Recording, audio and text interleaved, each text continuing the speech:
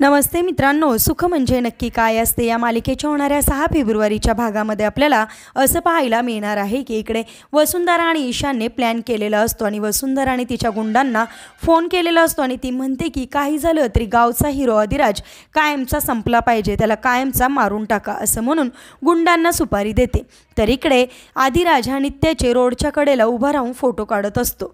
त्या क्षणी एक टेम्पो जोरात वेगाने येतो आणि अधिराजला धडकवतो, त्यामुळे अधिराजच्या डोक्याला मार लागतो आणि तो जोरात खाली पडतो।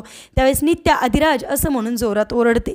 त्या क्षणी नित्याला सगळे काही पुनर्जन्माची आठवण होते। असंच गौरी रोडच्या कडेला उभा राहून फोटो काढत असते, त्यावेळेस असंच तिचा ॲक्सिडेंट होतो आणि त्यावेळेस जयदीप गौरी असं म्हणून ओरडत असतो। हे सगळं काही नित्याला आठवतं। त्या क्षणी तिथे असणाऱ्या एका गाडीवर नित्या अधिराजला टाकते आणि त्याला वाचवण्यासाठी हॉस्पिटलमध्ये घेऊन चाललेली असते।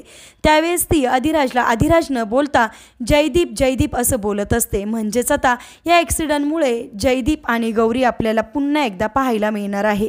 असेच मालिकेच्या पुढील अपडेटसाठी तुम्ही आपल्या रंजक मराठी चॅनलला नक्की सबस्क्राईब करा। थँक्यू।